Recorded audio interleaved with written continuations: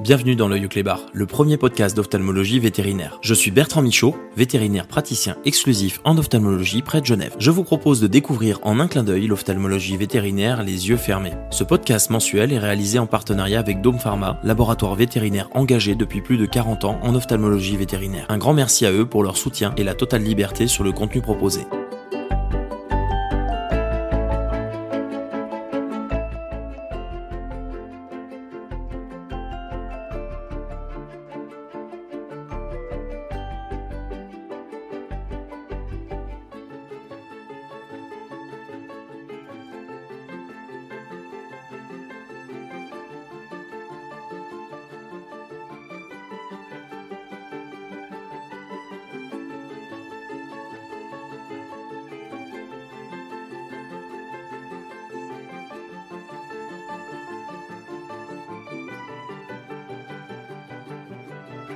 Bonjour à toutes, bonjour à tous, bienvenue dans le dernier épisode de la deuxième saison de l'Œil au Clébar.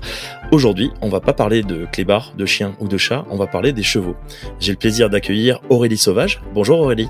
Bonjour à tous.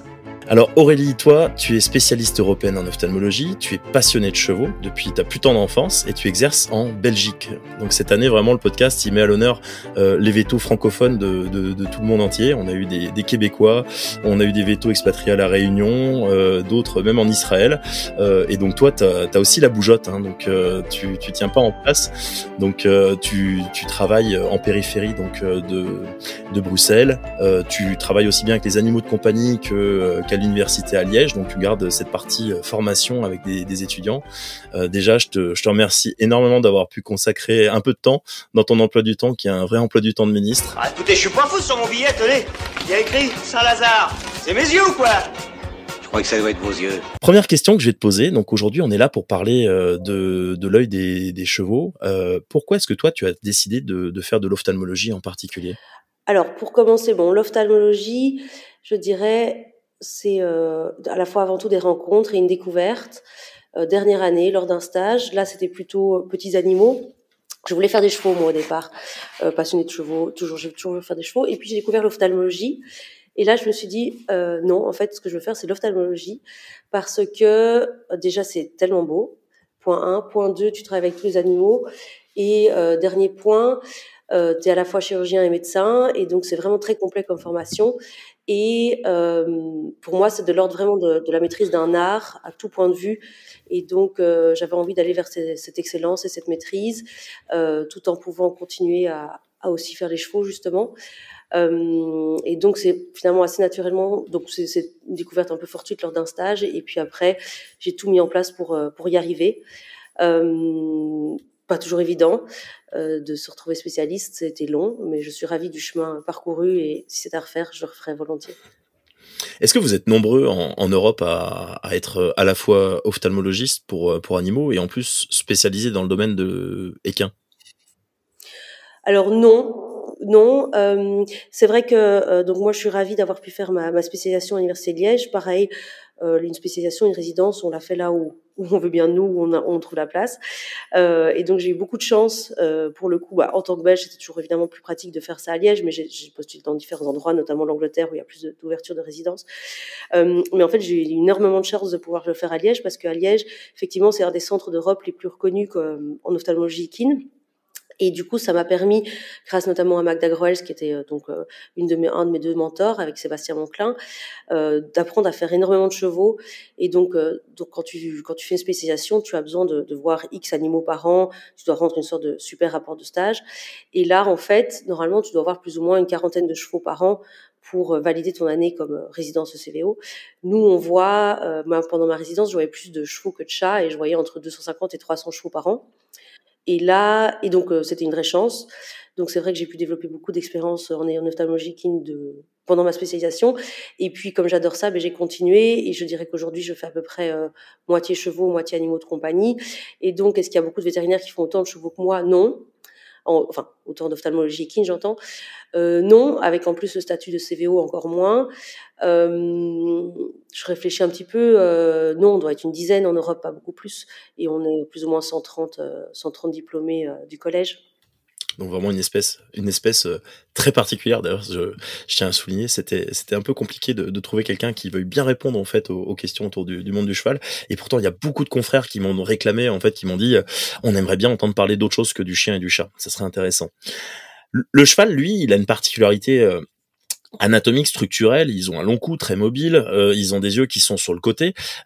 J'imagine que la vision, leur perception du monde est différente de celle de nos chiens et nos chats. Alors effectivement, aussi la conformation de la pupille est différente, donc leur perception est plutôt binoculaire, parce que donc les chiens et les chats, les yeux sont un peu plus que les humains, surtout les chats sont mis un peu à l'horizontale. Eux, effectivement, ça se rapproche plus du lapin, donc beaucoup plus sur le côté, et donc la vision monoculaire est nettement plus réduite. Et en fait, ils ont une vision, comme je dis, plus celle d'une vision d'une espèce de proie. Et donc du coup, ils voient entre guillemets mieux de loin. Ils ont une meilleure vision de loin, avec une perception des mouvements rapides, justement des mouvements non rapides, pardon, et des petits mouvements à distance, parce que pour ça ils ont, voilà, un peu comme les antilopes, etc., encore cet instinct un peu d'être une espèce de proie. Et donc la vision est assez différente. Aujourd'hui, les chevaux, on les utilise surtout comme animaux de loisirs ou animaux de sport. C'est vrai qu'on les fait sauter des obstacles, et donc ils doivent un petit peu s'adapter. Ils ont quand même justement besoin de cette mobilité du cou pour pouvoir appréhender certains obstacles, etc. Maintenant, c'est pas ce qu'on leur demande aussi, mais effectivement, c'est une vision différente, et donc cette pupille aussi horizontale, pareil, c'est du coup une perception de l'horizon beaucoup plus importante. Et ils ont aussi anatomiquement des petits granulériens, ou on appelle ça aussi des grains de suie.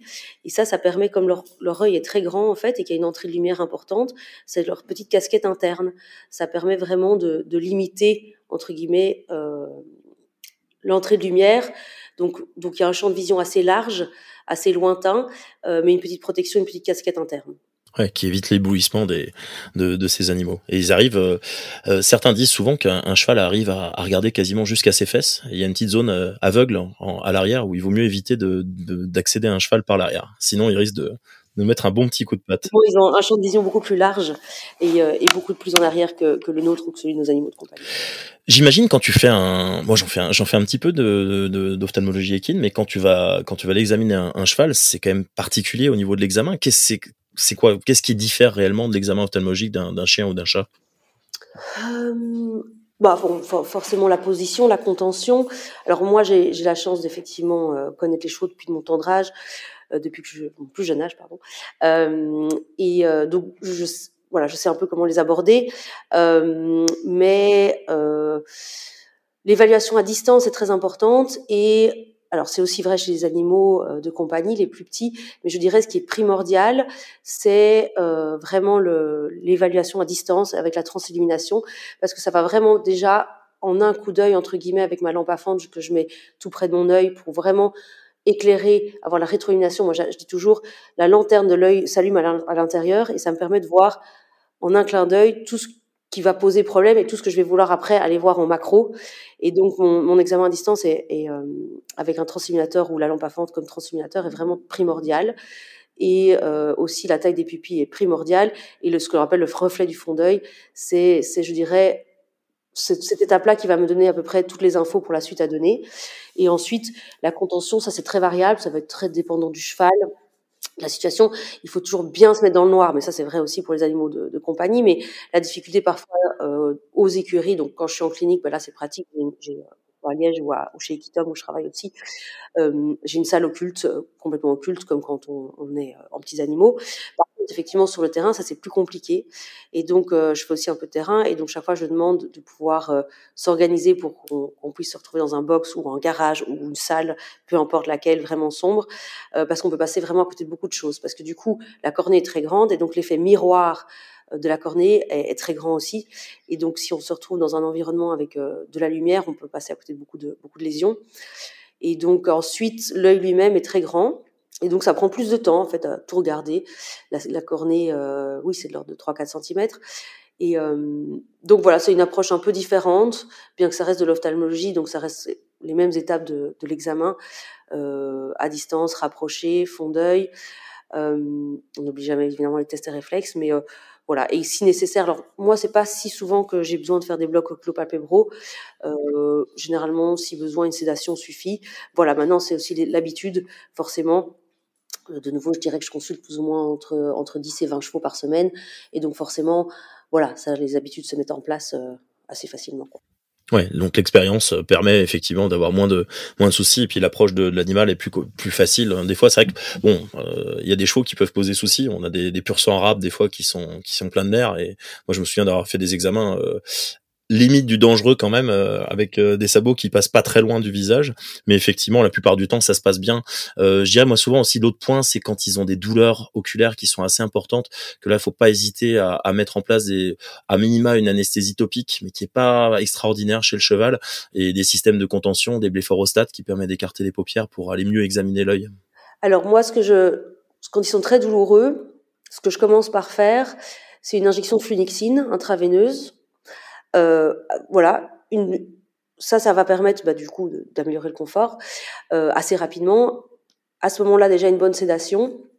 Plus, moi j'utilise la tétracaïne en local parce que c'est ce qui marche le mieux sur le cheval. D'ailleurs, c'est mon mentor, Dr Monclin, qui avait fait une recherche là-dessus à l'époque quand il était résident lui. Et du coup, je dirais la flunixine, une bonne sédation. La tétracaïne généralement permet de manière suffisante de pouvoir examiner. Et si vraiment c'est pas nécessaire, alors je fais éventuellement un bloc oculopalpébral, donc moteur, mais c'est rare. Et là, effectivement, on peut plus facilement mettre un blépharostat. Mais c'est vrai que les chevaux ont un muscle orbiculaire très puissant, et donc c'est pas toujours évident d'écarter les paupières. Et alors techniquement parlant, là c'est vraiment un petit truc technique, pour écarter les paupières d'un cheval, il faut se mettre très très très proche des cils, donc les doigts très proches des cils, très proche du bord libre, soulever et puis un peu pousser. Alors pas trop pousser, sinon il y a une procédure de troisième paupière, et prendre après appui surtout au niveau supérieur sur l'arcade supérieure. C'est surtout la paupière supérieure qui est mobile chez le cheval et qui va entre guillemets plus nous ennuyer.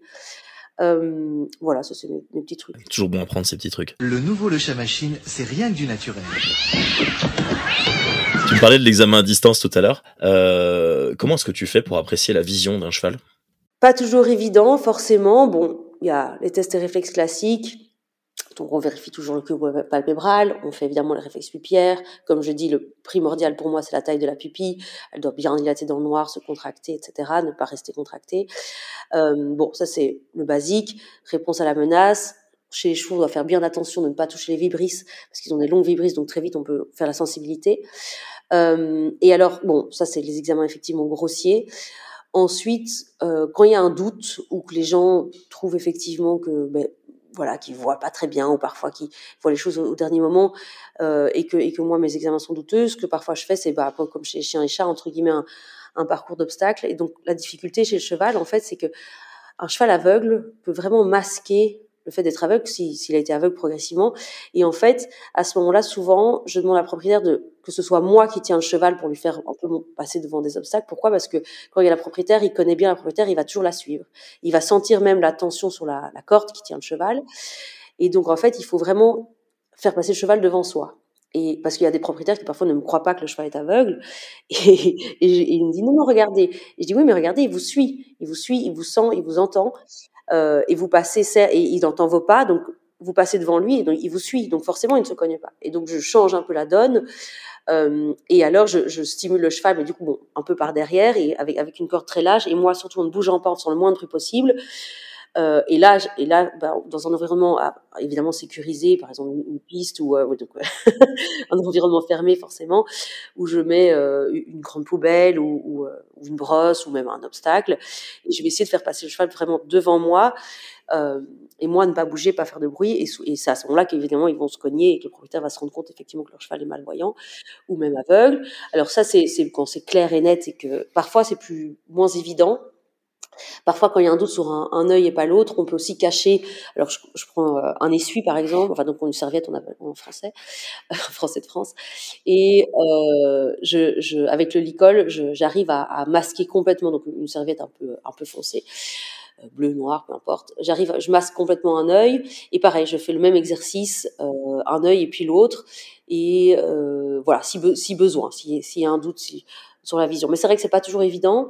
On a aussi des troubles de la vision type myopie, hypermétropie. comme chez nos chiens et nos chats, c'est assez difficile à mettre en évidence. On peut faire des examens type skiascopie, mais de nouveau, l'interprétation n'est pas toujours évidente. Ça, c'est vrai que moi, j'y suis pas habituée. J'ai pas vraiment appris à faire ces examens-là, donc j'ai du mal à les interpréter, donc je l'utilise pas vraiment.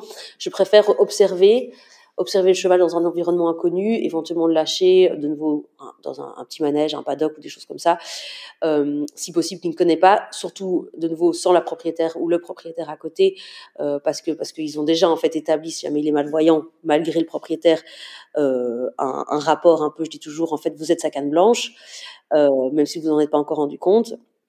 Et donc voilà, mais donc c'est pas toujours évident. Et les troubles un peu plus myopie, hypermétropie, ça va être plus sur le comportement observé ou la description que les propriétaires vont faire. Et alors avec du coup un examen ophtalmologique relativement normal ou complètement normal même, mais effectivement un comportement visuel qui l'est pas toujours. Voilà, c'est avec des tests et de l'observation aussi. Ouais. Beaucoup de ressenti en fait, hein, je pense aussi. Alors oui, là il n'y a rien à faire, il y a quand même pas aussi de l'expérience, ça c'est clair, et voilà, c'est comme ça. Est-ce que dans tes examens, tu es limité, je dirais, dans les moyens d'investigation, des causes, des étiologies, des problèmes, à cause de la taille de l'animal? On pense par exemple aux examens d'imagerie, IRM, scanner, qui sont légion maintenant pour les chiens et les chats. Est-ce que ça existe aussi pour les chevaux? Alors oui, on est vachement limité aussi au niveau des coûts. Alors bon, tout ce qui est par exemple si on veut faire un bilan d'extension, tout ce qui est radiothorax, échographie abdominale, c'est hyper limité. Ou du moins, on va ne voir qu'une toute petite partie du corps du cheval, donc du coup on peut passer à côté de beaucoup de lésions. Si dans un cadre d'une suspicion par exemple de lymphome conjonctival qui existe chez le cheval, et si on veut faire un bilan d'extension, on est nettement limité. Donc on peut faire des échos. Alors on peut faire des échos oculaires, ça sans souci. On peut faire des échos des ganglions parotidiens, souvent locaux originaux, pas de problème. Mais effectivement beaucoup plus on ne sait pas. Alors maintenant par contre scanner de la tête ou IRM de la tête, il y a de plus en plus. Donc ça, c'est pas mal. Donc ça, c'est dès qu'on a une suspicion de tumeur orbitaire ou d'affection orbitaire, peu importe laquelle, ou affection des voies lacrymales, clairement, on passe par le scanner. Et donc ça, scanner, ça peut se faire même sur cheval sous sédation. Maintenant, il y a à Liège, par exemple, ou même chez Equitom aussi, on est équipé pour faire des scanners sous sédation. Donc selon le problème, ou selon aussi le tempérament du cheval, on va faire un scanner de la tête sous sédation. Par contre, on peut pas faire beaucoup plus que la tête. On peut faire les premières cervicales, mais donc si par exemple on veut faire l'investigation d'un syndrome de Horner, bien que c'est rare chez le cheval, on va être limité. On va pas pouvoir faire le même scanner qu'on fait chez un chien ou un chat. Voilà, un scanner corps entier n'existe pas. Pas encore. Mais la tête, oui. Donc affection des orbites, franchement, ça, on peut faire déjà pas mal de choses. Ça a quand même beaucoup progressé sur les dernières, je dirais la dernière décade, où avant effectivement il n'y a pas tellement de solutions. Certains propriétaires peuvent nous écouter. Qu'est-ce que tu dis toi à tes propriétaires de chevaux? Qu'est-ce qu'ils doivent leur dire? Maintenant, faut que j'appelle l'ophtalmo équin parce que là il y a un vrai souci. Alors ça effectivement, c'est une info clé parce qu'en fait, parfois clairement, ils arrivent beaucoup trop tard. Et trop tard, c'est trop tard. En fait, les chevaux montrent pas forcément toujours leurs symptômes de douleur. Ou du moins pas toujours aussi marqué qu'un chien et un chat. Donc parfois simplement des paupières un petit peu fermées, ou alors ce qu'on peut bien regarder chez le cheval, par rapport au chien et un chat, c'est la position des cils. En fait, si simplement les cils sont, au lieu d'être bien au garde à vous, sont un tout petit peu tournés vers le bas, ça veut dire qu'il a déjà mal. En fait, il faut pas plus.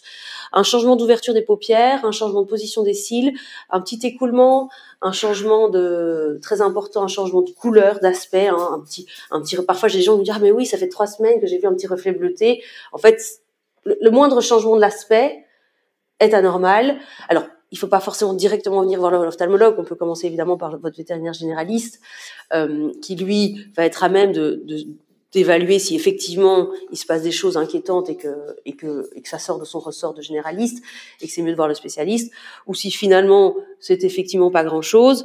Mais je dirais que la tendance générale est parfois de s'alarmer un peu trop tard, encore plus chez le cheval par rapport au chien ou au chat, parce qu'ils montrent pas toujours des symptômes francs. Alors évidemment, s'il a l'œil tout fermé, tout gonflé, qu'il pleure, bon là évidemment il faut faire venir le vétérinaire, mais parfois c'est plus insidieux, moins évident. Chez le cheval, il y a des visites d'achat qui sont obligatoires. Je sais pas si c'est le cas partout dans le monde. Les sujets, les chevaux ont des fois des valeurs qui sont très importantes, hein, peuvent coûter plusieurs plusieurs centaines de milliers d'euros. Qu'est-ce que le vétérinaire va et doit vérifier absolument pour s'assurer que l'animal est bien conforme et qu'il n'y a pas de problème qui risque de se poser par la suite? Alors, Bon, de nouveau, ça effectivement, c'est un point clé parce que parfois on a des gros soucis avec une visite d'achat qui était entre guillemets normale et dans les 2-3 mois plus tard, une grosse crise d'uvéite notamment, c'est ça qui va poser le plus de soucis forcément, parce que l'uvéite peut devenir invalidante et la première raison, c'est aussi les uvéites récurrentes, c'est les premières raisons de cécité et d'énucléation chez le cheval. Donc c'est clair que c'est hyper important lors d'une visite d'achat pour un vétérinaire d'identifier des éléments clés. Et de nouveau, parfois insidieux, pas toujours si évident.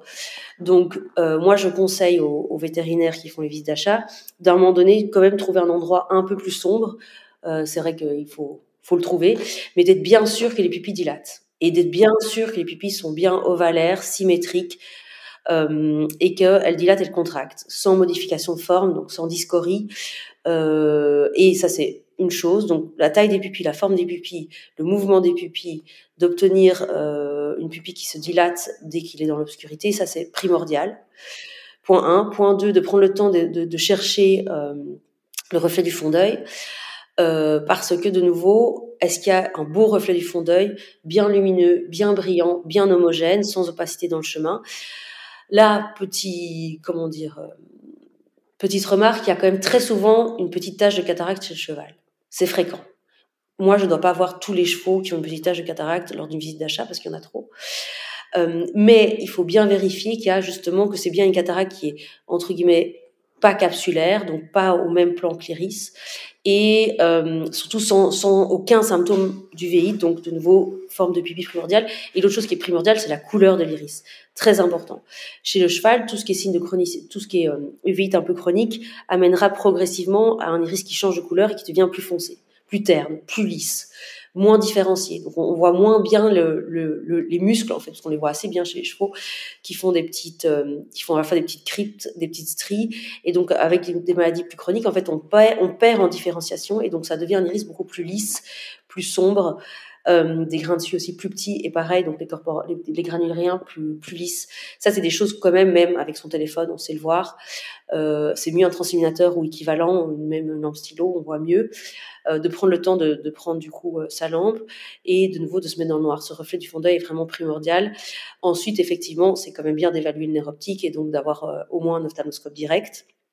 Et de nouveau, l'ophtalmoscope direct permettra d'être sûr qu'il n'y a pas d'opacité, en tout cas pas d'opacité majeure dans le chemin. Et par contre, s'il y a le moindre doute, iris bizarre, plus foncé, pupille bizarre, là, il faut l'envoyer chez l'ophtalmologue, ça c'est clair. Et c'est mieux. Pour le coup, c'est vrai que donc ça, je fais pas mal de visites d'achat entre guillemets. Donc après qu'un vétérinaire soit passé, il a eu un doute. C'est vrai que c'est mieux que je le vois pour rien que je le vois dans un cadre de litige, forcément. Donc oui, ça, il faut être prudent. Et c'est vrai qu'on a des soucis avec les uvéites surtout récurrentes. Et alors parfois, par contre, la difficulté c'est effectivement de faire la différence entre une séquelle d'une uvéite, par exemple traumatique sur un jeune cheval, qui est assez fréquent aussi, qu'il faut pas forcément condamner le cheval parce qu'il a une fois fait une uvéite dans sa vie. Là, ça devient plus touchy. C'est-à-dire que là, effectivement, c'est mieux de l'envoyer chez l'ophtalmo que de décréter c'est probablement un vieux truc traumatique, c'est bon, c'est passé. Non, si le vétérinaire qui fait la visite d'achat voit une anomalie particulière, il est mieux de l'envoyer chez un ophtalmologue qui va pouvoir faire normalement la distinction de petites choses, bien que c'est pas toujours évident. C'est sûr. Est-ce que comme chez le chien et le chat, il y a des races de chevaux qui sont particulièrement prédisposées à des affections oculaires ? Oui, plein. Alors, oui, ça c'est pareil. Alors, on a le frison. Le frison, il est considéré, alors pas tellement pour les yeux, mais le frison chez les chevaux, il est considéré d'être un peu le bulldog des vétérinaires petits animaux.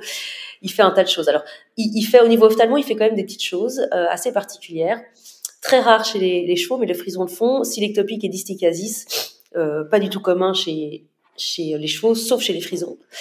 Et l'autre chose qu'ils font, une dystrophie de cornée très particulière, assez invalidante pour le coup. En fait, ils font tout d'un coup, en temporal, une facette stromale, un ulcère stromal souvent très profond, qui peut parfois devenir même perforant très rapidement. C'est vraiment comme, alors, je dirais un peu comme un séquestre qui tombe, entre guillemets, mais ça peut quasiment être du jour au lendemain, très particulier, heureusement assez rare, qui répondent mal aux traitements médicaux et chirurgicaux. On a eu quelques cas où on a opéré même de greffe de cornée congelée plus lambeau conjonctival par-dessus, Et c'est vraiment une zone qui est un peu cliniquement, hein, j'entends, on n'a pas tellement d'histopaths là-dessus encore, mais c'est une zone que j'estime un peu cliniquement comme dévitalisée et qui n'a pas du tout envie de se revitaliser, même avec un lambeau conjonctival bien vascularisé, etc. Alors pas tous, mais c'est pas quelque chose que j'aime bien diagnostiquer chez les frisons. Voilà, il y a aussi du cross-linking qui est décrit là-dessus, mais il y a pas énormément il y a des petits cas décrits, mais pas énormément. C'est encore une pathologie relativement nouvelle. Ça fait que 5 ans qu'on la connaît, je dirais, peut-être maintenant, peut-être 2015, un peu plus. Le temps passe. Donc voilà, donc frison, une chose. Alors dans les choses un peu, là je dirais des choses un peu particulières, mais auxquelles il faut faire attention parce qu'on n'y pense pas toujours. Tout ce qui est lié aux robes en fait. Donc les robes qu'on appelle silver, un peu argentées. Notamment c'est aussi la robe des chevaux très comtois, que vous connaissez en France aussi. Ils ont une maladie très invalidante aussi quand ils sont homozygotes silver pour la robe, avec des cataractes, des décollements de rétine, des glaucomes. C'est des yeux vraiment avec une dysgénésie très importante du segment antérieur notamment. Alors la forme légère, elle fait simplement des kystes, ça c'est moins grave, mais la forme sévère, oui, elle rend aveugle. Elle rend aveugle et elle fait mal. Donc pareil, il faut faire attention de ne pas c'est un peu comme les doubles merles en fait. Vous voyez, si on fait une analogie, ça va être le double merle, c'est le double comtois, le double silver. On va avoir ce même genre. Alors c'est pas exactement la même chose, mais même genre de pathologie très invalidante et potentiellement douloureuse. Nos Zapalooza, eux, ils cumulent. Hein. Des chevaux super gentils, vraiment des chevaux de confiance au niveau caractère, mais alors au niveau ophtalmo, c'est majoritairement c'est des uvéites récurrentes qui évoluent de manière insidieuse à bas bruit, donc là pour le coup sans symptômes, et eux c'est très très très difficile de les traiter pour 2 raisons. À la fois quand ils arrivent, ils sont généralement presque en uvéite récurrente terminale, ça veut dire je sais plus rien faire, non compatible avec la vision. Souvent, il y a un œil qui est déjà aveugle depuis très longtemps avec des cristallins complètement opaques, luxés, des décollements de rétine, des glaucomes, des catastrophes. Et puis, tout d'un coup, l'autre œil est devenu aveugle. Et ça, les propriétaires l'ont remarqué relativement récemment. Mais en fait, souvent, je sais plus rien faire. Parfois, les gens qui commencent à être un peu plus au courant qui font ces pathologies-là viennent voir un peu plus tôt dans le process. Mais malheureusement, comme c'est vraiment une maladie génétique, en fait, les traitements classiques, anti-inflammatoires, implants ou autres, on n'a pas une si bonne réponse. Donc, en fait, ça, de nouveau, c'est vraiment des pathologies génétiques, héréditaires et qu'il faut essayer d'éradiquer un peu comme on peut avoir comme les glaucomes primaires chez nos animaux de compagnie, ce genre de choses. Alors par-dessus le marché, ils font aussi des pathologies liées à l'hypopigmentation des paupières, des conjonctives, donc tout ce qui est carcinome, à cellules squameuses. Alors qu'est-ce qu'on a d'autre dans les races, tout ce qui est paint, donc les chevaux très clairs, peu pigmentés, prédisposition au coup de soleil, et puis après au carcinome à cellules squameuses aussi. Je suis en train de réfléchir si j'en oublie d'autres. On a des cataractes primaires chez certaines races, mais c'est pas si fréquent. Ça, c'est nettement moins fréquent. On a quand même nettement moins de maladies héréditaires qu'en animaux de compagnie, mais il y en a. D'accord. Non, mais ça va déjà très bien comme réponse. Hein. C'est vrai que de retenir qu'effectivement, il y a quand même des races prédisposées, mais quand même beaucoup moins que chez nos carnivores domestiques. Il faut que tu aies confiance en moi. Quoi? Non, attends, il fait quoi avec ses yeux? Quelles sont les causes les plus fréquentes d'ulcères cornéens chez le cheval? Ça va dépendre de l'âge du cheval. Les vieux chevaux, je dirais au-delà de 16-18 ans, font un peu des ulcères un peu spontanés comme nous, en acronyme le sketch et le chien, donc Spontaneous Chronic Corneal Epithelial Defect. Donc c'est des ulcères un peu spontanés liés à un défaut d'adhérence de l'épithélium, la couche externe au stroma, la couche juste en dessous. Et ça peut être un peu spontané, et là on va rentrer dans des ulcères du coup superficiels / récurrents chroniques, auxquels parfois il faut une intervention. Donc je dirais chez tous les chevaux un peu âgés qui ont des ulcères superficiels d'origine indéterminée, qui ont du mal à guérir, il faut penser à cette pathologie-là. Sinon, je dirais chez les jeunes, clairement traumatiques, hein, le cheval, surtout le jeune, il est sujet à des traumas. Alors on peut se bagarrer avec des congénères en prairie, il y a des morceaux de bois, etc., où ils commencent leur débourrage. Ils se prennent un obstacle, ils se prennent une cravache, ils se prennent une corde, ils se prennent un tas de trucs. Donc je dirais traumatique. Et alors, ça je dirais que c'est le plus fréquent. Et là on a des complications, mais quand on a effectivement une surinfection, et c'est moi, généralement les ulcères que je vois en tant que spécialiste, c'est les ulcères qui ne guérissent pas vite et bien, comme normalement un ulcère doit guérir. Et donc là, je dirais que la plupart du temps, un ulcère qui ne guérit pas vite et bien, c'est parce qu'il y a une infection chez le cheval. Ils aiment bien faire les infections, les chevaux. Et les germes sont souvent spécifiques du cheval. Moi, je pense par exemple aux kératites mycosiques qui sont très rares quand même chez nos chiens, nos chats. Pourquoi est-ce que le cheval fait autant de mycoses cornéennes? Bon, parce qu'il vit, il vit dans un environnement beaucoup plus, entre guillemets, beaucoup plus contaminé. Notre chien et notre chat, ils vivent quand même principalement près de nous, donc dans une maison relativement propre. Alors après, ça sera peut-être un peu moins vrai pour un animal de ferme, un chien ou un chat de ferme, mais globalement, nos animaux de compagnie sont maintenant urbanisés. Voilà. Et par contre, les chevaux, eux, clairement, ils vivent encore à l'extérieur ou dans un box rempli de paille, de foin, qui sont typiquement donc des milieux avec une pression entre guillemets d'infection ou de germes même commensales beaucoup plus important. Et même eux-mêmes au niveau mycose, ils ont dans leur flore quelques champignons déjà présents, plus que nos animaux de compagnie. Évidemment, qui doit à ce moment-là normalement être non pathologique et qui ne prolifèrent pas. Mais donc du coup, oui, il y a forcément plus d'infections possibles chez les chevaux de par leur environnement. Et dès qu'il y a une effraction effectivement de la cornée, ça va pouvoir permettre à ces germes de se développer à cet endroit-là. Ouais. Et de ce fait, est-ce que tu réalises plus de prélèvements biologiques, bactériologie, mycologie sur les chevaux par rapport aux ulcères de chiens et chats? Systématiquement. À chaque fois. Allez. Alors, de nouveau, forcément, les ulcères moi, je n'ai pas les ulcères en première intention, parce que je suis pas sur le terrain, je suis pas vétérinaire généraliste sur le terrain, donc effectivement, les ulcères que j'ai sont souvent un peu plus graves. Parfois, je les ai quand même en aigu. Parfois, c'est des propriétaires qui nous connaissaient déjà pour diverses raisons et préfèrent venir directement en clinique ou le cheval qui est très difficile à traiter parce que ça, effectivement, c'est un autre sujet. Mais parfois, les chevaux, on les garde hospitalisés très longtemps parce que simplement, techniquement, c'est très difficile de mettre une goutte toutes les heures sur un œil de cheval par rapport à un œil de chien. Mais donc, du coup, parfois, je les ai en aigu. Mais donc, que ce soit aigu, chronique, etc., sur un ulcère de cheval, je fais systématiquement bactériologie, mycologie. Ouais. Ça, c'est systématique.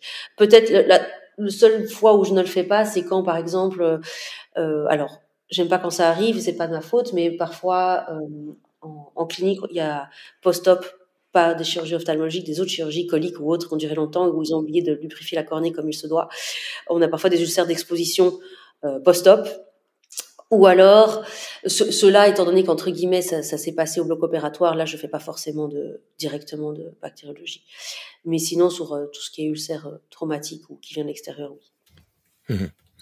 Et lorsque les germes, des fois, peuvent être enclavés dans le stroma cornéen, il y a des abcès de cornée qui peuvent se former, pareil, aussi beaucoup plus fréquemment que chez le chien et chez le chat. Oui, on en a parfois aussi chez le chien et le chat, hein, mais oui, effectivement, on a ça surtout quand l'épithélium finalement est venu épithélialiser le défaut, mais que malheureusement l'infection reste dans le stroma. Oui, on a quand même assez souvent des abcès de cornée qui, eux, se traitent soit médicalement, soit chirurgicalement selon la présentation, la profondeur, la présence de vaisseaux cornéens, etc. Je dirais, par rapport aux chiens et aux chats, un peu plus rapidement chirurgicalement quand même. Et aussi, c'est aussi un peu plus rapidement fongique. Et si c'est un abcès fongique, là, il faut opérer parce que les mycoses, elles aiment bien le stroma profond et l'endothélium, donc elles s'enfoncent en profondeur. Donc ça, il faut pas trop attendre. C'est pas pour les petits chiens là-dedans et t'es fixe. Attends-nous ici. Si t'es sage, t'auras un pélos.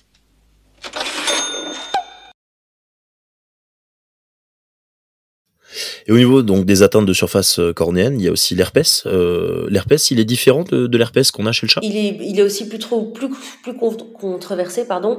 Alors, chez les chevaux, il y a beaucoup d'herpès. Je crois qu'il y en a plus de 5. Celui qui aime bien les yeux, c'est le 2 et le 5 d'ailleurs. Et alors, on le suspecte de faire des kératoconjonctivites avec une forme de kératite ponctuée superficielle, très douloureuse. La seule chose, c'est qu'en fait, c'est très difficile. Alors, c'est vrai que c'est chez le chat, c'est pareil aussi, mais c'est très difficile d'avoir le diagnostic de certitude. Parce qu'en fait, il y a une étude là, bon, elle a déjà 10 ans, je pense, qui a montré qu'en fait, si tu testes l'herpès, le 2 et le 5 sur des chevaux sains, il y a le même nombre de chevaux sains que de chevaux qui auront des kératites qui auront l'herpès. Et donc, du coup, c'est difficile de réellement incriminer l'herpès. Mais cela dit, généralement, c'est des kératites qui restent superficielles, qui restent non infectés au niveau bactériaux et qui même parfois se résolvent un peu spontanément. Donc effectivement, on a un peu une analogie avec le chat. Par contre, on n'a pas du tout l'analogie avec les ulcères géographiques et ce genre de choses. On a des dendrites, ça oui. On a l'aspect dendritique, ponctué ou dendritique, mais à ma connaissance, j'ai jamais vu une évolution vers un ulcère géographique ou qui se surinfecte. Donc, c'est un peu différent. Et finalement, je trouve que je n'en ai pas beaucoup. Donc, en fait, il y en a qui y croient, il y en a qui y croient pas. Je dirais que je n'y crois pas trop. Et après, je pense que c'est aussi géographie, environnement dépendant, hein. Des choses qu'on peut avoir plus dans une région que d'autres au niveau Europe. C'est sûr, parce qu'il y a quand même une contamination entre les chevaux et une densité aussi qui va dépendre de ça. Est-ce qu'il y a des pathologies oculaires qui vont être plus fréquentes chez le cheval ou du moins même carrément spécifiques au cheval? Oui, plein. Ce fameux syndrome d'uvéite récurrente, ça c'est très très très spécifique au cheval, bien que on a quand même des uvites un peu chroniques récidivantes chez le chat et le chien, bien sûr. Je dirais que je ferais peut-être l'analogie avec l'uvite lymphoplasmocytaire du chat, quand ça devient auto-immun en tout cas. Mais après il y a différentes causes. Non, c'est vraiment un syndrome. Toute la prise en charge, tout ce syndrome est très très très spécifique du cheval, ça c'est clair. Pathologie de cornée, alors il y a ces fameuses kératites à médiation immunitaire aussi. Ça, je vais faire peut-être des analogies avec les kératites, par exemple, ponctuées du teckel, ou les kératites superficielles du berger allemand, ou les kératites éosinophiles du chat. Donc, on a quand même de nouveau des parallèles, mais les présentations sont de nouveau spécifiques du cheval. Les traitements sont spécifiques du cheval. Donc oui, il y a ça, c'est toutes les maladies un peu chroniques. Tout ce qui est ulcère, trauma, bon, ça on l'a dit, oui, les germes vont peut-être être un peu variables, mais ça reste un ulcère. Et pathologie du fond d'œil. En fait, ils font peu de pathologie du fond d'œil, autre qu'inflammatoire, autre que dans le cadre d'une panuvite. Donc, par contre, on aura nettement moins d'APR, d'atrophie progressive de rétine ou des choses comme ça, par rapport aux chiens ou des choriorétiniques classiques. Sont assez rares. En fait, on aura un œdème de rétine, on aura une névrite optique éventuellement, mais les pures pathologies de fond d'œil sont aussi assez différentes en fait. Donc oui, c'est assez spécifique. Et tu disais tout à l'heure qu'il pouvait faire des mélanomes, des tumeurs conjonctivales. C'est quelque chose qu'on voit fréquemment? Oui, tout ce qui est tumeur oculaire, périoculaire, principalement sarcoïde au niveau cutané. Et ça, je vais en parler après. Carcinomasseuse squameuse au niveau conjonctival, ou mélanome, et là, ça va être sous-conjonctival ou cutané. Ça, c'est tout ce qui est périoculaire. En intraoculaire, principalement mélanome. Et ça, on peut les opérer. Donc, j'ai eu l'occasion de faire des iridectomies sectorielles. Quand c'est pas encore trop gros, quand ça fait plus ou moins, je dirais, on opère quand ça fait plus ou moins 1 cm de diamètre ou jusqu'à 1,5. On n'opère pas quand c'est tout petit, on monitor, mais quand ça commence le risque, c'est le glaucome si on le laisse en place. Et du coup, l'énucléation par la suite. Donc oui, c'est vrai que les tumeurs, il y en a quand même pas mal. C'est quand même une cause fréquente de chirurgie. Et alors, petit mot particulier pour les sarcoïdes, ça c'est vrai que c'est un message que j'aimerais faire passer, donc j'en parle. S'il vous plaît, ne jamais, jamais, jamais couper un sarcoïde, même tout petit, des paupières. 9 chances sur 10 que 6 mois plus tard, on a un sarcoïde catastrophe des paupières et qu'on part sur des séances de chimiothérapie très, très, très, très longues. Donc, moi, ma prise en charge de sarcoïde, c'est surtout, ne pas trop attendre, parce que souvent, on attend beaucoup trop longtemps. De 2, si on coupe, si on veut faire une exérèse simple, toujours l'accompagner de chimiothérapie lésionnelle. Donc là, il y a différentes techniques, que ce soit électrochimiothérapie. Moi, ce que je préfère pour l'instant, parce que c'est le moins destructeur pour la fonction palpébrale, c'est le plus gentil, entre guillemets, pour les tissus sains. Parce que qu'est-ce qu'on veut? On veut garder des paupières, parce que si on perd les paupières, ou si on perd la fonction palpébrale, on perd l'œil. Et donc, du coup, j'utilise la carboplatine en suspension huileuse. Je fais éventuellement, pourquoi pas, du coup, ce qu'on appelle des débulkings, donc des dégrossissements, mais toujours associés de plusieurs séances de chimiothérapie intralésionnelle. Ça, c'est primordial. Parce que, alors de nouveau, moi je récupère ceux qui ne vont pas, forcément, parce que voilà, je suis au bout de la ligne, mais on a parfois vraiment des catastrophes et on part parfois sur des années de chimiothérapie et pour moi c'est tout sauf un cancer bénin au niveau des paupières, j'entends. Ça peut devenir très très infiltrant. Voilà, donc message clé, ne pas couper un sarcoïde sur des paupières, s'il vous plaît. Les auditeurs retiendront. Dans certains cas, on peut voir, c'est extrêmement impressionnant, mais pas forcément très très fréquent. Ils peuvent avoir des parasites dans l'œil, à l'intérieur directement, des nématodes. Euh, en fait, finalement, j'en ai pas eu beaucoup, parce que quand même, je dirais que la plupart des chevaux suivent un protocole de vermifugation quand même assez suivi la plupart du temps. Pour ça, et quand même, les vétérinaires, etc., conseillent des vermifugations sur base régulière des chevaux. Et assez drôle finalement, là où j'en ai eu le plus, c'est sur un chien. Bon, on change, hein, mais c'est un chien qui avait une lacération de cornée aiguë. Je l'opère un vendredi soir. Je commence la sepsie à l'isobétadine. Et des cul-de-sac conjonctivaux et du point lacrymal est sorti une tonne de verre. Ils ont détesté l'isobétadine. Et donc, je m'y attendais pas du tout, parce qu'ils n'étaient pas là pour ça. Alors, après discussion avec le retien, je dis, ah oui, il a des conjonctivites depuis 6 mois. Bon, soit. C'était atroce. C'était sous microscope. Ils sont pas par milliers, j'exagère, mais sous microscope, c'était beaucoup trop. Et alors, chez le cheval, non, finalement, j'en ai pas si souvent. Mais effectivement, ça peut être une cause un peu de conjonctivite récidivante. Conjonctivite qu'on dira peut-être allergique, et au fait on ne sait pas allergique, mais c'est lié au verre. Donc c'est vrai que c'est toujours important de savoir le statut de vermification de nos animaux, et encore plus des chevaux, oui, effectivement. Et alors par contre, très impressionnant, j'ai eu un cétaria dans la chambre antérieure d'un cheval. Alors très impressionnant parce que c'est très rare en Europe, c'est assez fréquent en Inde par exemple, ou en Afrique, bon. Mais alors chez nos chevaux entre guillemets européens bien traités. Et donc là vraiment c'est littéralement un ver qui danse dans la chambre antérieure, et surtout si tu mets la lumière il bouge beaucoup.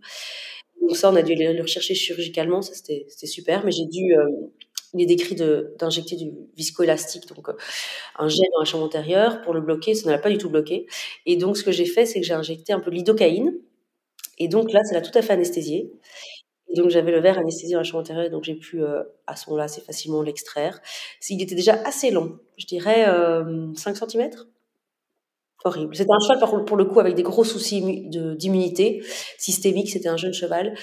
Donc voilà, c'était un cheval qui avait des troubles de l'immunité, et je pense que c'est ça qui a permis la migration pratique, la revers dans la chambre antérieure. Pourquoi tu m'as mordu? Mais enfin, c'est parce que tu es son dîner. Ça va pas la tête? C'est ridicule. Allons, Maurice, qu'est-ce que c'est qu'une petite morsure au fessier entre bons amis? Tiens, vas-y, grignote. La fête est finie, Julian. Ton plan est patent, c'est vautré. Tu nous parlais donc du problème finalement quand on parle cheval. Moi, on parle toujours des uvéites récidivantes équines. On en sait plus sur l'origine. Tu me parlais de côté héréditaire. Est-ce qu'il y a d'autres choses qui peuvent rentrer en ligne de compte pour influencer la gravité et le côté récidivant des uvéites récidivantes? Oui, alors donc bon, il y a énormément de publications sur le sujet, plus ou moins de consensus ou pas d'ailleurs. Là, je vais parler vraiment mon expérience et mes recherches d'ailleurs aussi. Je dirais, il y a un peu plusieurs formes qui sont distinctes. Alors, il y a la forme clairement héréditaire Appaloosa, ça c'est clair, génétique du coup, qui elle est une destruction, de mon point de vue, hein, là je parle vraiment expérience clinique, pratico-pratique, j'appelle ça une destruction massive, progressive de toutes les structures intraoculaires, tout doucement. Et comme je dis, on n'y peut un peu rien y faire. Ça, c'est principalement les Appaloosa, cette forme-là. Et ça arrive, heureusement, plutôt quand ils sont un peu plus âgés. Donc, généralement, c'est au-delà de leurs 15 ans. Donc, voilà, ça, c'est quand même tant mieux pour eux. C'est rare d'avoir des jeunes Appaloosa avec déjà une forme très avancée. Ça, c'est vraiment la forme génétique pure. Ensuite, j'ai la forme qui est quand même assez fréquente. Alors, j'avais fait une étude pour ma résidence où j'avais décrété, j'avais plutôt trouvé dans ma recherche que plus ou moins 30% des chevaux avec des uvites récurrentes avaient une infection à leptospirose dans les yeux. Donc j'avais fait pour ça des PCR sur humeur aqueuse et humeur vitrée. Aujourd'hui, je trouve qu'il y en a plus, en tout cas dans ma clientèle avec le temps. J'ai envie de dire que surtout sur les jeunes chevaux et surtout avec les atteintes plutôt postérieures, avec des vitrites très troubles et surtout des uvites qui répondent pas très bien au traitement. Donc ça veut dire le cheval est en UVI, très bien, on lui met en place des traitements. Cliniquement, il va beaucoup mieux, mais finalement, quand on fait un examen spécialisé, on se rend compte qu'il y a toujours un peu d'inflammation, toujours un vitré un peu trouble, toujours une humeur aqueuse un peu trouble. Donc finalement, en fait, jamais un œil 100% calme. Puis souvent, ça, malheureusement, les propriétaires arrêtent les traitements. Et là, de nouveau, même symptomatologie. Mais en fait, pour moi, c'est plutôt des uvites chroniques persistantes, avec des phases plus ou moins cliniques. Et ça, c'est ceux que j'ai le plus fréquemment. Et là, l'origine est un peu soit les grandes directions, on va dire, soit infectieuses, plutôt leptospirose, soit effectivement idiopathique. Donc là, on va rejoindre un peu le chat, avec une infiltration lymphoplasmocytaire un peu diffuse, une substantialine qui se dépose, et on ne sait pas trop pourquoi. Des chevaux en très bonne santé, d'âge moyen. Et là, c'est ceux-là qui deviennent... Mais ceux-là, généralement, répondent relativement bien au traitement. Ça veut dire qu'en crise, on met un traitement et très vite, la situation est bien stabilisée pour plusieurs mois. Mais ceux-là sont maintenant moins fréquents, je dirais, en tout cas dans ma clientèle. Et donc, ma prise en charge, généralement, à partir du moment où je suis sûre que c'est... Alors, parce qu'attention, parfois, c'est simplement une uvite qui est là depuis 1 mois ou 2, qui n'a pas été bien traitée avec déjà des signes de chronicité, mais simplement parce qu'elle n'était pas traitée comme il faut. Donc, il faut aussi, parfois, c'est pas toujours évident de faire la différence entre réellement le syndrome d'uvéite récurrente versus une uvéite qui n'a pas été traitée comme il faut depuis quelques semaines, voire quelques mois. Et alors, forcément, elle ne peut pas aller. La particularité du cheval par rapport à ce syndrome, en fait, c'est sa barrière hémato-oculaire. Donc, l'uvéite, l'inflammation de l'UV, l'UV iris corps processilaire choroïde. À partir du moment où cette inflammation se met en place, c'est aussi lié au mécanisme de pathologie de rupture de la barrière hémato-oculaire, qui est une barrière notamment avec l'épithélium pigmentaire et vasculaire, avec des jonctions serrées. Toujours est-il que quand cette barrière est rompue chez le cheval, en fait, ça c'est de nouveau une observation un peu macroscopique clinique, elle met énormément de temps à se reformer. Et donc en fait, pour différentes raisons, effectivement, un œil de cheval qui a eu une uvéite, même par exemple traumatique, on sait, on a vu le coup, il s'est pris la barrière, très bien, je vais toujours la traiter très longtemps. Très longtemps, c'est minimum 2 mois. Là où, par exemple, sur un chien, je vais la traiter probablement 3 semaines. Pourquoi ? Parce que justement, je vais minimiser les dégâts liés à l'inflammation, parce que cette barrière hématoculaire prend beaucoup plus de temps à se reformer chez le cheval. Donc ça, c'est un peu la logique. Et donc, ma prise en charge, à partir du moment où je suis sûre que c'est récurrent ou récidivant, ça veut dire que c'est sur le même œil, 2 inflammations indépendantes sur le même œil en minimum 2 ans. Là, je rentre effectivement dans ce syndrome. C'est la définition du syndrome. Là, à ce moment-là, d'emblée, même si c'est débutant, s'il y a encore très peu de séquelles pour la vision, d'emblée, je vais proposer une ponction des humeurs aqueuses et vitrées afin de détecter si oui ou non j'ai la lepto, parce que ma prise en charge va un peu différencier. Ma prise en charge, en fait, c'est pas tellement dépendant du statut lepto, c'est surtout dépendant de la présentation clinique. En gros, c'est sûr que les uvites récurrentes, il faut un traitement chirurgical, sinon on perd l'œil et la vision, c'est clair. Parce qu'en fait, le problème, c'est qu'à chaque inflammation ou à la persistance d'inflammation, il y a des séquelles au niveau ophtalmologique local qui deviennent progressivement invalidantes et non compatibles avec la vision, et souvent douloureuses, et donc non compatibles avec le maintien du globe en place. Et donc, il faut faire plus, parce que on perd. 100% de perte si on fait que médical, je dirais. Ça dépend de la forme. Si la forme est légère, mais si la forme est légère, alors elle est légère. Toujours est-il que donc généralement, effectivement, moi maintenant j'aime beaucoup la technique développée notamment par Macmillan, qui est l'injection intravitrienne de Janta faiblement dosée, 4 mg, auquel moi j'ajoute petite recette de Magda Groels, 0,3 mg de dexaméthasone dans la même seringue.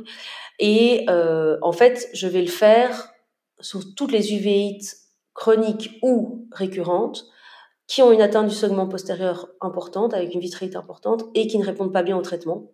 Ça veut dire que même sous traitement, on n'a jamais 100% de limpidité, on a toujours un œil un peu inflammé. Ceux-là, pour moi, n'ont aucun intérêt de faire un autre traitement que ça. Ils auraient un intérêt pour la vitrectomie, mais la vitrectomie, j'aime pas. Pourquoi ? C'est exactement le même résultat et le même taux de complication que l'injection de gentamicine faiblement dosée, avec un prix où on peut faire x5 ou 6, une prise en charge une anesthésie beaucoup plus longue. D'ailleurs, l'injection, on peut la faire sous sédation. Et donc, en fait, je ne la justifie pas cliniquement et médicalement, parce qu'on a une alternative nettement moins chère, moins invasive, avec un taux de risque et de complications, alors risques généraux nettement moindres, et complications, cataracte, décollement de rétine, même dans mon opinion moindre, mais bon, ok, ça c'est parce que j'ai l'expérience. Donc voilà, donc moi je recommande pas forcément, c'est pas qu'on peut pas faire la vitrectomie, c'est que le résultat est le même que l'injection de Janta. Donc je vois pas l'intérêt de la faire en fait. Voilà, ça c'est mon opinion personnelle. Personne n'est d'accord sur la question. Enfin, beaucoup de gens vont différer avec mon opinion, mais voilà. Et alors, les implants de cyclosporine suprachoroïdiens, donc on doit faire un petit scalp de sclère pour vraiment mettre la cyclosporine collée à l'UV, parce que la cyclosporine, on le sait, ne pénètre pas bien la cornée, et la cyclosporine en pommade ne sert à rien, pour les uvéites, j'entends. Et donc, toujours est-il que ça, effectivement, pour toutes les pathologies que je vais décréter auto-immunes, c'est-à-dire que où j'ai pas trouvé de lepto, qui sont une forme plutôt antérieure, qui sont une forme un peu insidieuse, qui sont une forme qui répond assez bien au traitement, à chaque crise, alors je vais proposer l'implant. Et là, pour moi, c'est une vraie aide. Mais en fait, pour l'implant, il faut vraiment bien sélectionner ces cas. C'est-à-dire que c'est pas qu'on ne peut pas mettre un implant sur tous les cas, c'est juste qu'il n'a pas d'intérêt à être mis sur tous les cas. Il ne va pas être une aide sur tous les patients. Donc voilà, ça c'est un peu globalement ma prise en charge. Je dois dire que plus on prend les uvéites récurrentes tôt, c'est-à-dire à la 2e, 3e crise, meilleurs sont les résultats. Et actuellement, j'estime que mes résultats sont quand même assez nettement supérieurs à ceux décrits en littérature. Un de mes projets, dans mes nombreux projets, un jour peut-être de publier justement une sorte de compte rendu, de review de toutes mes suivites récurrentes et d'essayer d'en tirer des conclusions, parce que là c'est mon impression clinique, je dis pas, mais qui est quand même un ressenti maintenant sur plusieurs années. Maintenant ça fait 9 ans que je fais de l'ophtalmologie vraiment de manière importante, enfin avec un nombre de cas très important. Donc voilà, petit à petit l'expérience quand même s'installe et l'impression clinique. Mais c'est vrai que j'aimerais publier sur le sujet, parce que je trouve que le pronostic s'améliore de nouveau par rapport à il y a 20 ans, où globalement tous les uvites récurrentes terminées en énucléation. Aujourd'hui, on sauve beaucoup, on identifie mieux la pathologie, on identifie mieux quel traitement va être adapté. Attention, de nouveau, par exemple, dès que l'uvite va être récurrente, généralement, je conseille un traitement à vie. Minimum, sur le long terme, un anti-inflammatoire non stéroïdien en local 1 fois par jour, plus la prise en charge chirurgicale, plus des suivis réguliers, plus éduquer les propriétaires aux moindres signes. C'est pas un petit froid sur l'œil, il ne pleure pas parce que il y a eu un peu de vent la veille. Non. J'apprends à regarder la taille des pupilles, ce qui est primordial. Et parce qu'effectivement, c'est très rare d'avoir une uvite sans myose. Et donc, du coup, c'est quand même, chez le cheval, étant donné que la pupille est bien grande, c'est assez facilement identifiable. Et même, je leur apprends à faire des vidéos avec le flash et me les envoyer par WhatsApp. Donc, j'ai un tas de comparaisons. Ouais, donc l'éducation du propriétaire est vraiment clé là-dessus, et même la sensibilisation en fait même aussi des vétérinaires, certains vétérinaires équins qui doivent sensibiliser sur la présence, l'existence de ces techniques chirurgicales qui sont à mettre en place le plus précocement possible dans certains cas. Mais ça, c'est du cas par cas, comme tu disais. Oui, mais au plus tôt, mieux, ça c'est clair. Le pronostic s'améliore grandement si on n'attend pas d'avoir évidemment une cataracte totale, parce que là on ne sait plus faire grand. Est-ce que les chevaux font des glaucomes comme nos chiens et chats? C'est une question un peu en lien aussi avec les uvéites récidivantes. Oui, forcément. Alors, rarement les glaucomes primaires, comme j'expliquais, sauf chez le comtois, par exemple, qui est donc notre équivalent de double merle, qui ont souvent une gonodysplasie assez sévère. Donc, c'est rare les glaucomes primaires, et effectivement, c'est beaucoup plus fréquent les glaucomes secondaires, et donc là, ça va rejoindre de nouveau le chat, avec les uvéites chroniques, les glaucomes secondaires. Oui, clairement, une des complications clés de cette maladie d'uvite récurrente, c'est le glaucome secondaire, et c'est une des causes de perdre la vision et l'œil dans ce cadre-là. Et l'opacification du cristallin, donc beaucoup de chevaux présentent des opacifications légères, mais au final, est-ce que beaucoup vont présenter des cataractes réellement invalidantes? Dans le cas d'uvite récidivante, c'est clairement, avec le glaucome et les clones de rétine, ce qui fait perdre la vision. Je dirais que même la raison principale de perdre la vision, c'est la cataracte, mais qui évolue comme vraiment secondaire à chaque inflammation dans le cas d'uvite récurrente. À ce moment-là, celles-là deviennent matures, totales, non opérables, parce que souvent il y a des synéchies pupillaires tellement importantes que de toute façon on ne sera jamais dilatée la pupille, et donc celles-là sont invalidantes. Les cataractes primaires incipientes sont, elles, très très fréquentes, mais par contre très rarement invalidantes et très très très rarement progressives. Et donc ça, effectivement, on parlait des visites d'achat, on en voit souvent. C'est vrai que il faut la limite, en fait, c'est d'être sûr que c'est bien une cataracte primaire, incipiente, sans signe de progression, et surtout sans signe d'uvite récurrent. Parce qu'auquel cas, si on a un peu de cataracte, un iris un peu plus foncé, 1 ou 2 précipités kératiques, là, ça change complètement la donne. Là, on est dans un cas d'uvite récurrente, et là, le pronostic est vraiment bon. Une fois que tu les as opérés, ou lorsque tu vas devoir les traiter après des interventions, même sur des traitements longue durée, on imagine que c'est un peu compliqué de demander à un cheval de regarder en l'air pour se faire mettre des gouttes. Est-ce qu'il y a des techniques particulières quand soit le cheval se laisse pas faire, ou pour appliquer des traitements locaux? Donc oui, ça c'est vrai que c'est un gros avantage chez le cheval. Donc le désavantage, c'est que parfois c'est très difficile d'appliquer une goutte, aussi même techniquement. La position de l'œil, effectivement, tourner la tête et mettre l'œil vers le haut pour un cheval est particulièrement compliqué, même au niveau mobilité du cou. Donc, aller demander au cheval, effectivement, d'ouvrir bien l'œil et de mettre la tête de côté, c'est très compliqué. Parfois, c'est des pathologies très douloureuses. Aussi, il faut une disponibilité. Donc, les chevaux, ils sont en prairie, soit en boxe, mais généralement, on va voir son cheval 1 fois par jour, pendant 1 heure. On n'est pas là toute la journée. Donc, c'est vrai que c'est en post-opératoire ou pour toute pathologie chronique ou sévère, effectivement, souvent on les hospitalise, et donc nous on s'aide soit on appelle ça un système de lavage ou un cathéter sous-palpébral, et donc le principe c'est un long tuyau avec qui se termine dans le cul-de-sac des conjonctives. Alors bon, il y a des préférences, il y en a qui préfèrent le mettre dans le cul-de-sac dorsal, moi je préfère le mettre dans le cul-de-sac ventral, moins de complications d'érosion corénéenne secondaire au petit opercule. Voilà, ça c'est des petites préférences, j'ai été éduquée comme ça, donc j'aime faire ça comme ça. Et donc là, ça permet, alors de nouveau, il y a des différents types de fonctionnement, mais ce que moi je conseille, c'est donc du coup, on peut prendre par exemple, disons, s'il a besoin de tobramycine en liquide, donc la petite réserve, c'est que du coup, ça doit forcément être sous forme collyre. Je vais par exemple prélever généralement 0,3 ml du produit et on peut le mettre dans un petit bouchon perforant injectable. On l'envoie dans le tuyau fait plus ou moins, je dirais, 1 mètre.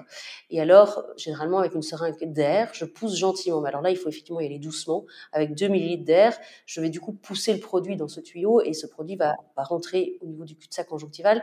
Donc la pénétration sera plus par la voie conjonctivale. C'est vrai que quand on le met en dorsale, on peut imaginer que la goutte passe sur la cornée, mais de toute façon, c'est la principale pénétration reste la voie conjonctivale, quoi qu'il arrive, sauf s'il y a des vaisseaux dans la cornée. Donc, il n'y a pas du tout de problème à mettre ce traitement.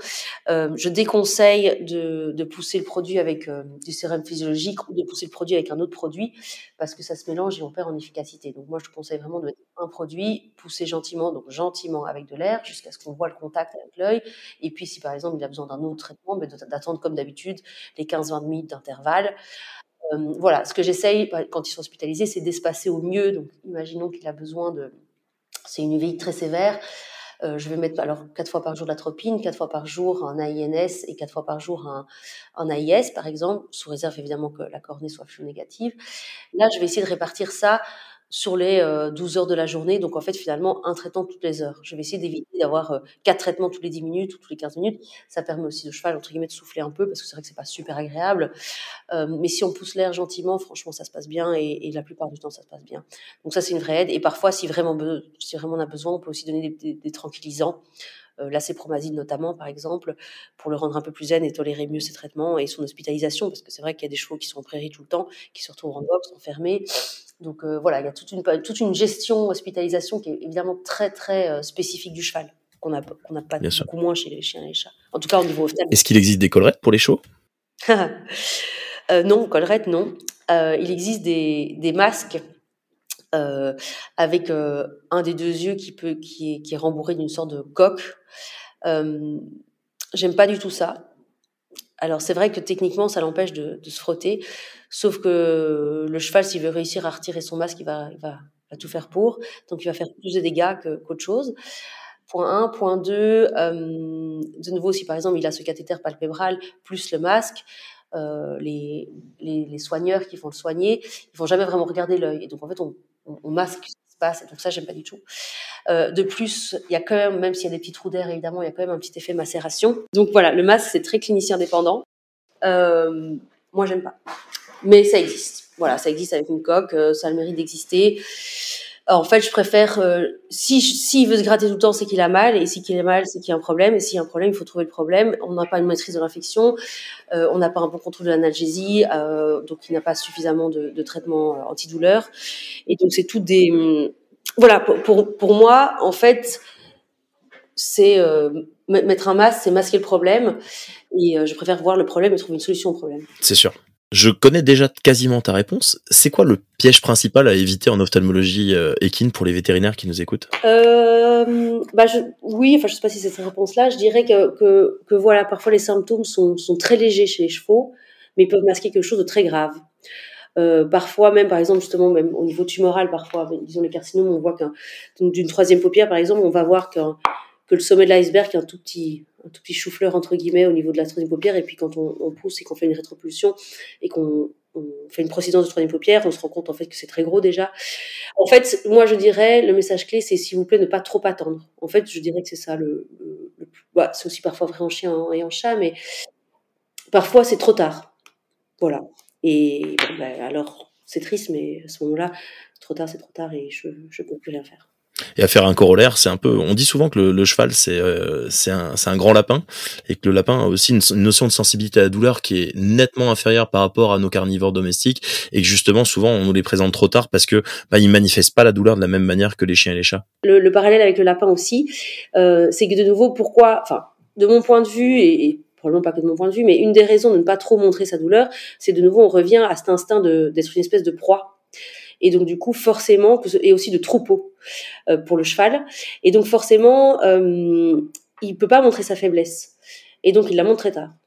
Voilà, parce que c'est ça fait partie de ses instincts de ne pas montrer une faiblesse physique. On n'aime pas les chiens qui aboient pour rien. Pour toi aujourd'hui, c'est quoi le principal axe de développement thérapeutique pour les chevaux? Est-ce qu'il y a des choses dont tu aurais besoin plus que d'autres? Je dirais que je suis déjà aujourd'hui pas mal armée par rapport à beaucoup de situations, je dirais, peut-être pas toutes. Mais oui, je pense aujourd'hui que je sauve pas mal de yeux. C'est chouette. Désormais, ça fait plusieurs années que tu es vétérinaire. Dernière question, est-ce que tu as une anecdote à nous raconter autour du milieu équin, éventuellement, un épisode soit émouvant, soit drôle que tu as pu vivre? J'étais, je crois, en première ou deuxième année de résidence à l'Université de Liège et on partage des bureaux avec des collègues autres résidents d'autres disciplines, notamment chirurgiens. Et là, j'ai une amie, du coup résidente en chirurgie, qui arrive en courant en disant « Urgence, urgence !» Mais déjà en rigolant un petit peu. Et moi, je dis « Qu'est-ce qu'elle me prépare, ces deux-là ?» C'était deux chirurgiennes résidentes. Écoute, là, t'as une chirurgie d'urgence, va falloir que t'agisses. Et je dis « Bon, quoi ?» Et elle me sort un petit sachet avec des glaçons et un œil. Et en fait, le chien a eu un prolapsus du globe total. Donc, les gens sont rentrés chez eux. Ils ont trouvé le chien et l'œil par terre. Et ils ont espéré que je puisse remettre l'œil en place, comme quand on a parfois avec un doigt. Chose que je n'ai évidemment pas pu faire. Donc, la seule chose que j'ai pu faire, c'est finir les nucléations proprement. Mais donc, ça, c'était entre guillemets. Et les gens étaient à ce moment-là évidemment persuadés que j'allais pouvoir remettre l'œil en place. Mais bon, voilà. Ça, c'était rigolo. T'as beau être spécialiste, en fait, tu n'es pas Dieu. Ça, je dis ça, jamais. Jamais. Je pense que c'est une bonne phrase pour illustrer effectivement notre quotidien. Souvent des gens qui viennent chez nous en pensant. Moi, c'est ce que je dis souvent. Je dis malheureusement effectivement, je ne vends pas de cierge. Je vends une médecine ou une chirurgie. Mais effectivement, quand c'est trop tard, c'est trop tard. Oui, et même il faut surtout pas prétendre être Dieu. Surtout pas. Il faut être humble. Et même parfois dans des situations un peu terminales, dramatiques. Avoir un discours d'humilité ou pouvoir proposer quelque chose, mais effectivement en disant c'est un peu la tentative de la dernière chance. Et voilà, alors après il faut savoir être raisonnable aussi hein, donc il y a le jusqu'au boutiste / l'acharnement, donc ça c'est parfois dans le métier pas toujours facile de faire la différence, ou même pour les propriétaires, mais c'est clair, on n'est pas Dieu, on fait tout pour, mais on ne le sera jamais. Aurélie, un énorme merci. C'était très sympa, très enrichissant parce que même moi, je fais pas énormément de chevaux et j'ai appris beaucoup de choses aujourd'hui et je pense que les auditeurs en auront appris énormément sur les bonnes conduites à apprendre et à prendre, et aussi pour les propriétaires qui nous écoutent, qu'il faut quand même s'inquiéter assez vite quand on a un problème à l'œil de son cheval. Oui, quand même. Bon, super. Merci. Voilà, et à bientôt. À très bientôt. Salut Aurélie.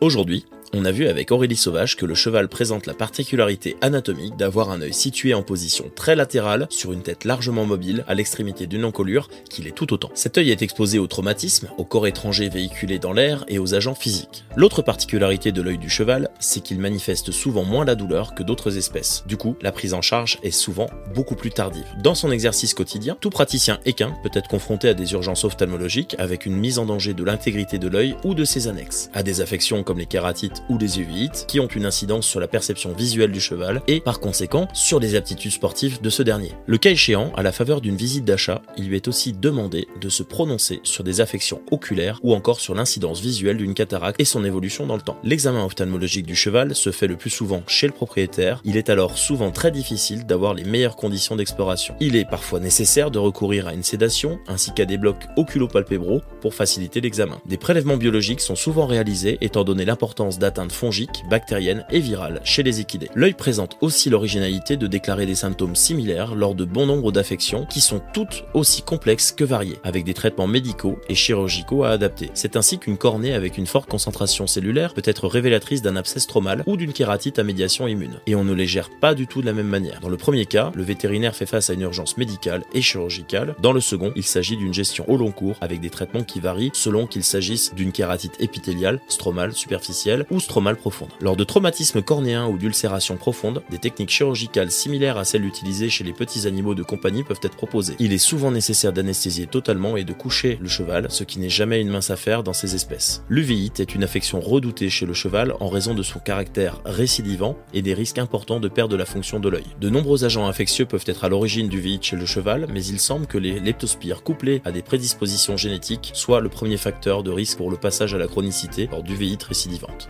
Différentes solutions chirurgicales ont été développées pour lutter contre ces uveites, comme la pose d'implants suprachoroïdiens de cyclosporine, ainsi que l'injection intravitréenne de gentamicine à faible dose. C'est la fin de la saison 2 de l'œil au clébard, j'espère que ces 20 épisodes auront pu aiguiser votre intérêt pour l'ophtalmologie vétérinaire. Merci de nous avoir écoutés et n'hésitez pas à noter et partager cet épisode si vous l'avez trouvé intéressant.